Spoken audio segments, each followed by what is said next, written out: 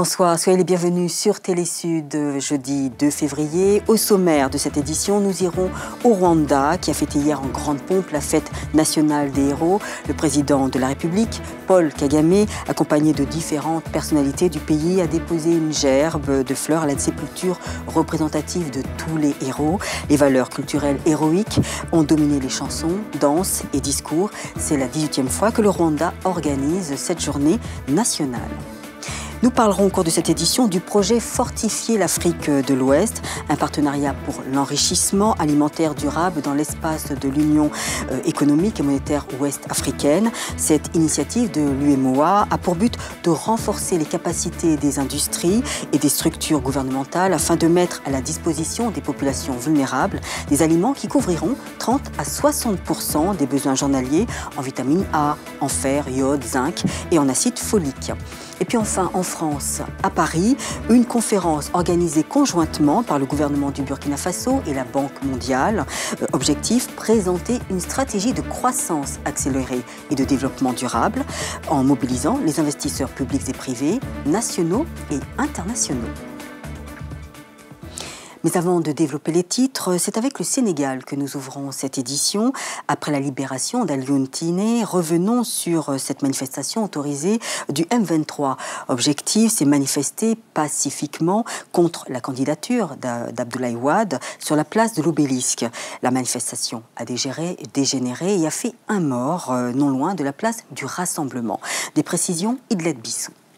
En cette veille de l'élection présidentielle, les mouvements de protestation contre un troisième mandat du président de la République Abdoulaye Wade se multiplient sur l'étendue du territoire national, menaçant gravement la stabilité du pays. Ce mardi, la manifestation autorisée du M23 dégénère, arrachant la vie du jeune Mamadou Diop au lendemain de sa soutenance.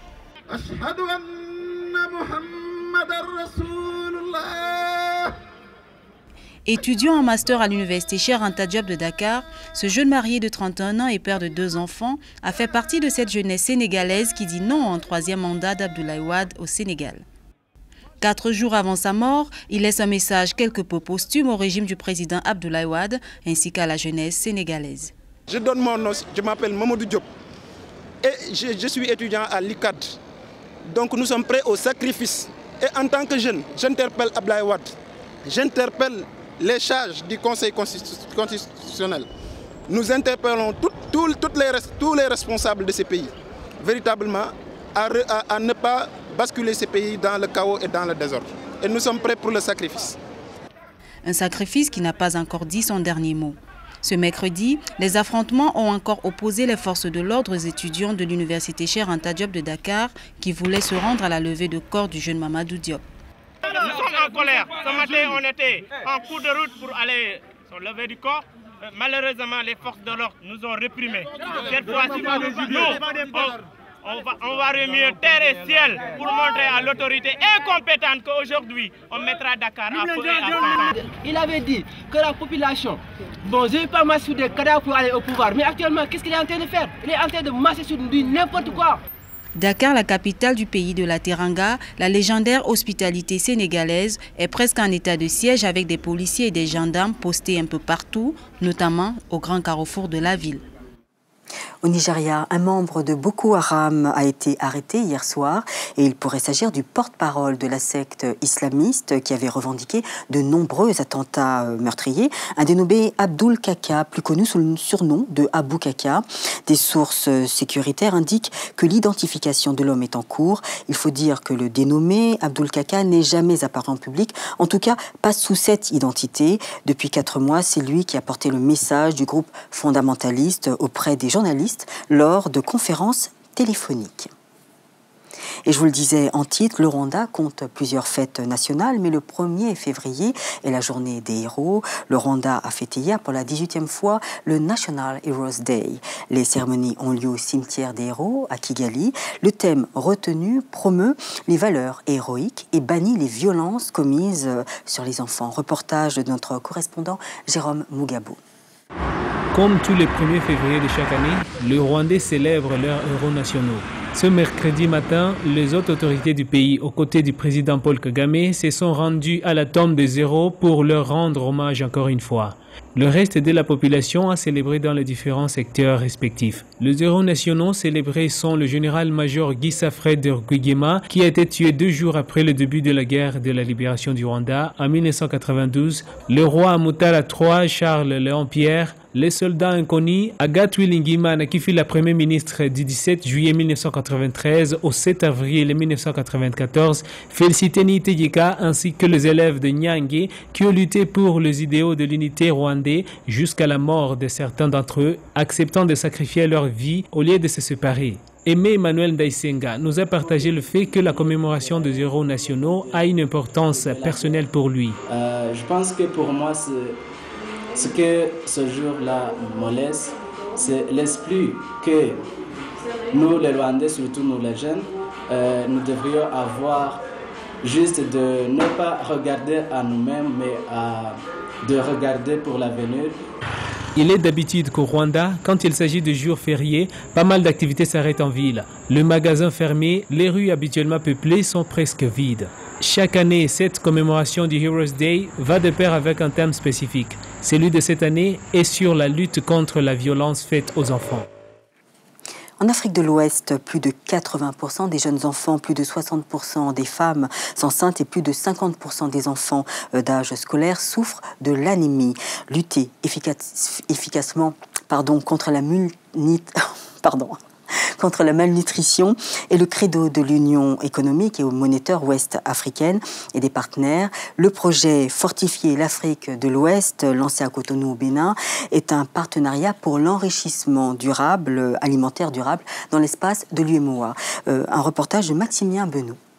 En Afrique subsaharienne, 80% des jeunes enfants, 60% des femmes enceintes souffrent d'anémie, 42% des enfants de 0 à 9 mois de carence en vitamine A. Au Bénin, la situation se présente pratiquement dans les mêmes proportions. Un fait qui a amené l'UEMOA, l'Union économique et monétaire ouest-africaine et différents partenaires à préconiser l'enrichissement des aliments en micronutriments et ce depuis plusieurs années déjà. Pour lutter efficacement et durablement contre la malnutrition, principale cause de mortalité infantile en Afrique, l'UEMOA a initié le projet Fortifier l'Afrique de l'Ouest, un partenariat pour l'enrichissement durable des aliments dans l'espace de l'Union économique et monétaire ouest-africaine. Cette réunion marque un tournant décisif de la coopération régionale en matière d'enrichissement entre tous les États membres de l'UEMOA et les partenaires techniques et financiers sous l'égide de la Commission de l'UEMOA. Le projet Fortifier l'Afrique de l'Ouest vise, entre autres, l'enrichissement durable des produits de large consommation, à l'exemple de l'huile de cuisine, du sel, de la farine de blé. Ces carences en micronutriments ont un impact direct et négatif sur la santé de la femme et de l'enfant, sur la population et même sur les économies de nos pays. Elles représentent pour l'Afrique de grands problèmes, non seulement de santé publique, mais aussi de développement.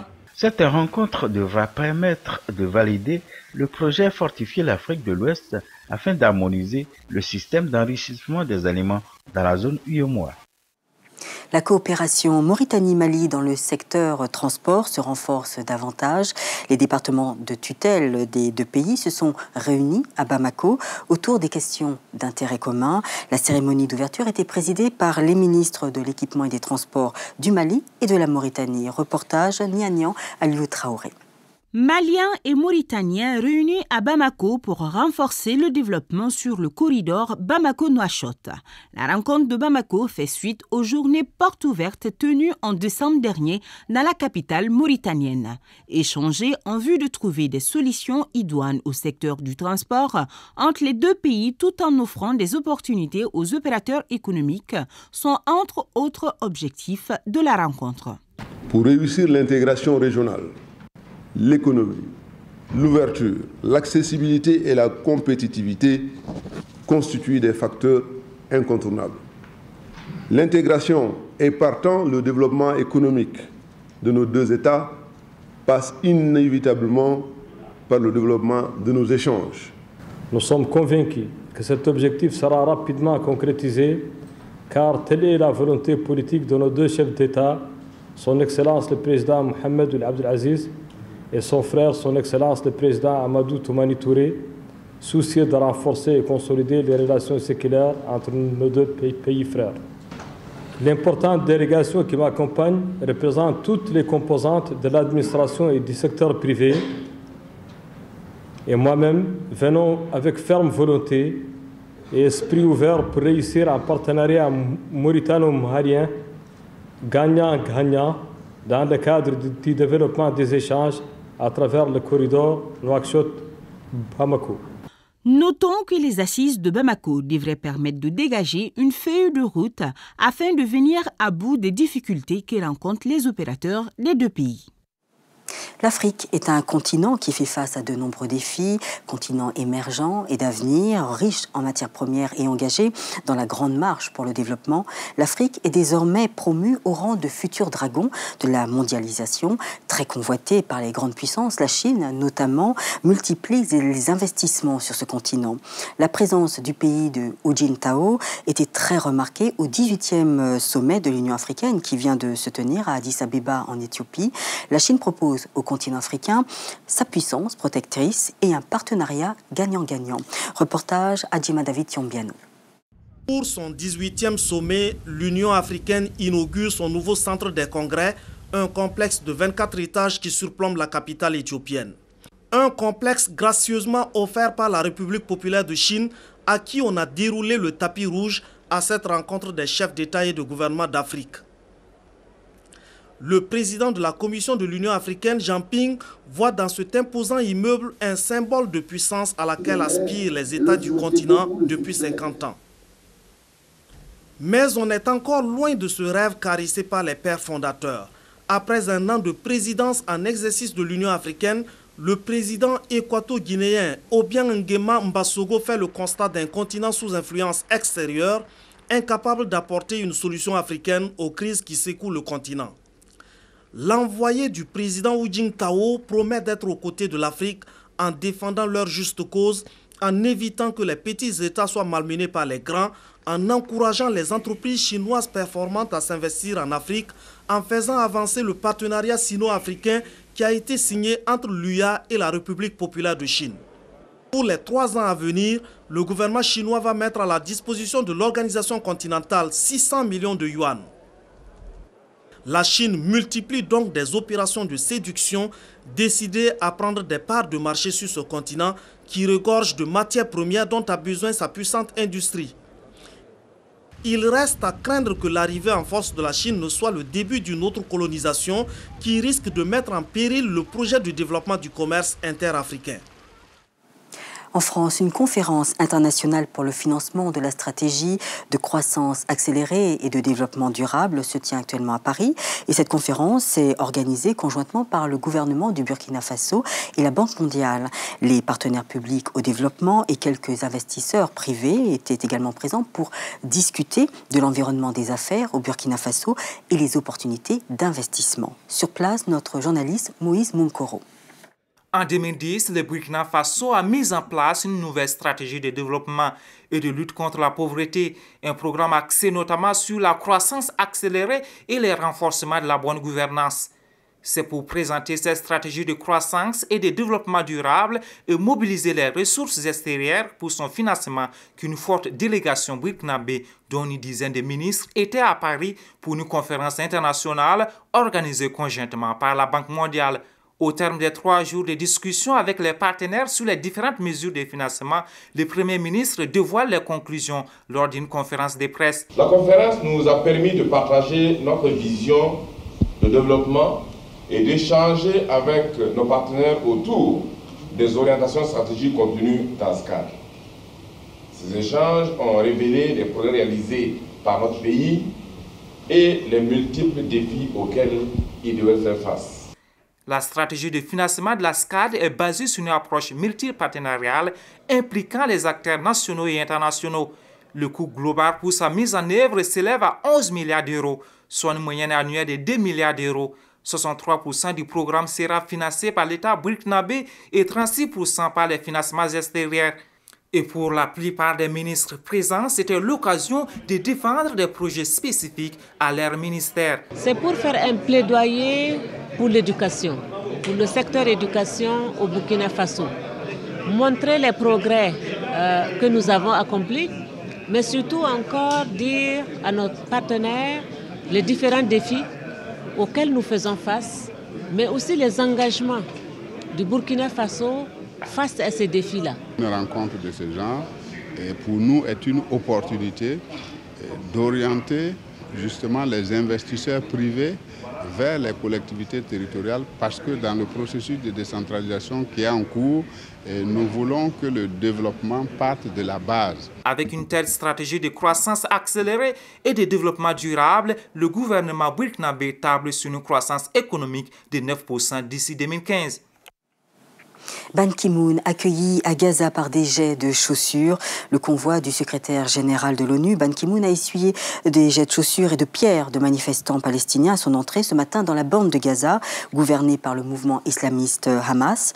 Plusieurs dizaines de manifestants rassemblés à l'entrée du territoire palestinien ont jeté des projectiles au passage du convoi. Ils protestaient contre le fait que le chef de l'ONU ne rencontre pas de familles de Palestiniens détenus par Israël lors de sa visite. Crise toujours en Syrie, le décompte macabre continue. On dénombre 59 morts de plus depuis hier. La situation s'aggrave de jour en jour. Elle s'est muée en conflit armé entre une guérilla forte de milliers de déserteurs et puis un régime déterminé à mater la révolte. Les observateurs de la Ligue arabe sont partis après la montée d'un cran d'une insécurité grandissante, mais ils continuent le travail à New York au siège de l'ONU. Mardi, le Conseil de sécurité s'est réuni pour trouver une issue à ce conflit civil. Alors, où en sommes-nous aujourd'hui? Résumé, Linda Robert. Face à l'escalade de la violence, l'Europe et les États-Unis ont exhorté mardi le Conseil de sécurité des Nations Unies à appuyer le plan de sortie de crise qui prévoit la mise à l'écart du président Bachar el-Assad. Les États-Unis exhortent le Conseil de sécurité à soutenir l'exigence de la Ligue arabe face au régime syrien, à savoir arrêter les violences contre les civils et garantir la liberté de manifester pacifiquement. Je sais que certains membres sont inquiets que le Conseil puisse se diriger vers une solution semblable à l'issue qu'a connue la Libye.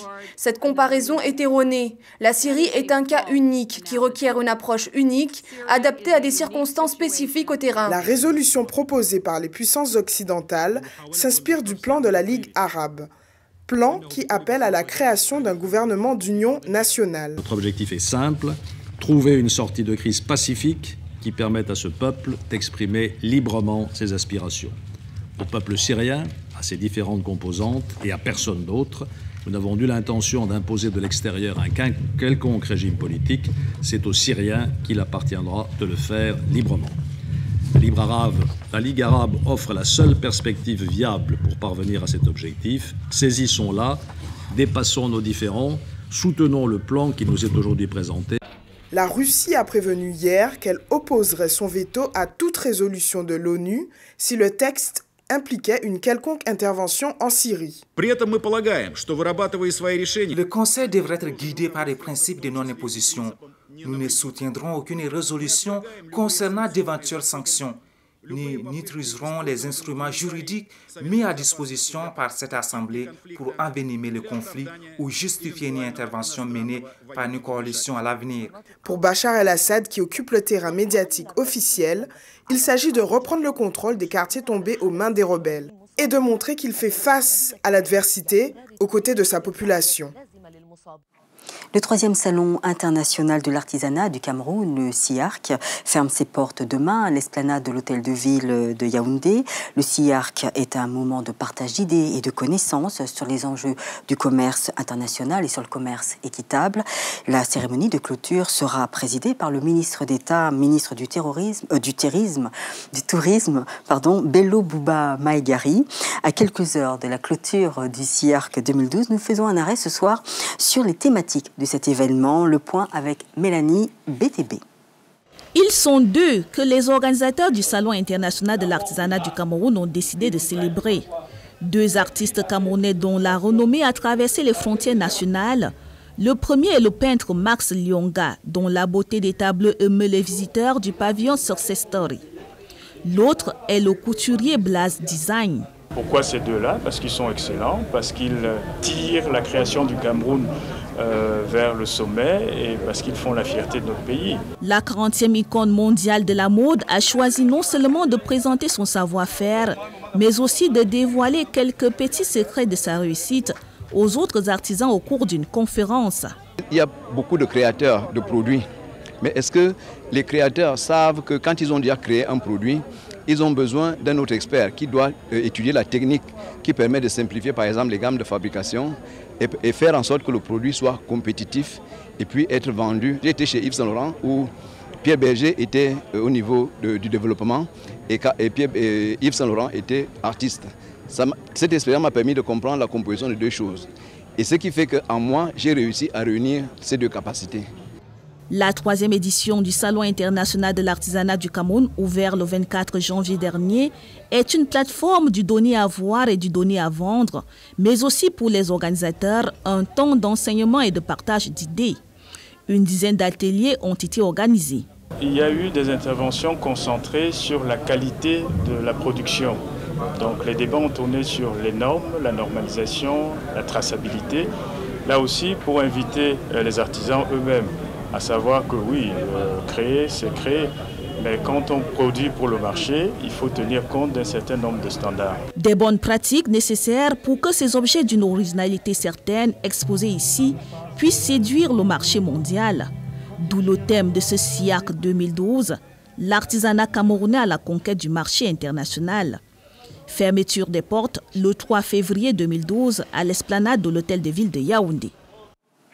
Et avant de clore cette édition, un mot de sport, colère et tension en Égypte après la tragédie de Port Saïd. La rencontre de la 17e journée du championnat d'Égypte entre Al-Masri et Al-Ahly à Port Saïd est devenu le 4e match le plus meurtrier de l'histoire avec un bilan de 74 morts et 188 blessés. Les incidents débutent au coup de sifflet final après 7 minutes de temps supplémentaire lorsque les supporters du club local d'Al-Masri envahissent le terrain après la victoire de leur équipe. Selon certains témoins, ils souhaitent en découdre après que les fans d'Al-Ahly du Caire, le club le plus titré d'Afrique, ont déployé une banderole insultante. Al-Ahly compterait, selon la Fédération internationale de football, quelques 50 millions de supporters à travers le monde.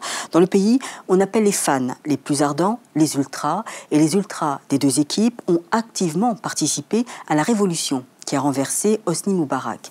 L'affaire suscite beaucoup d'émotions dans le pays et de nombreuses questions, notamment sur le rôle des forces de l'ordre. Le Parlement se réunit aujourd'hui en session extraordinaire sur ces violences. C'est la fin de cette édition. Avant de nous quitter, le rappel des titres. Le Rwanda a fêté hier en grande pompe la fête nationale des héros. Le président de la République, Paul Kagame, accompagné de différentes personnalités du pays, a déposé une gerbe de fleurs à la sépulture représentative de tous les héros. Les valeurs culturelles héroïques ont dominé les chansons, danses et discours. C'est la 18e fois que le Rwanda organise cette journée nationale. Fortifier l'Afrique de l'Ouest, un partenariat pour l'enrichissement alimentaire durable dans l'espace de l'Union économique et monétaire ouest-africaine. Cette initiative de l'UEMOA a pour but de renforcer les capacités des industries et des structures gouvernementales afin de mettre à la disposition des populations vulnérables des aliments qui couvriront 30 à 60% des besoins journaliers. Et puis, d'accord. Et puis, troisième sujet, troisième titre. En France, à Paris, une conférence organisée conjointement par le gouvernement du Burkina Faso et la Banque mondiale. Voilà. Objectif, présenter une stratégie de croissance accélérée et de développement durable en mobilisant les investisseurs publics et privés, nationaux et internationaux. Merci de nous avoir suivis. Merci de votre attention. Place maintenant à votre JT Sport avec Ahmed Parézo. Puis nous, on se retrouve demain à la même heure.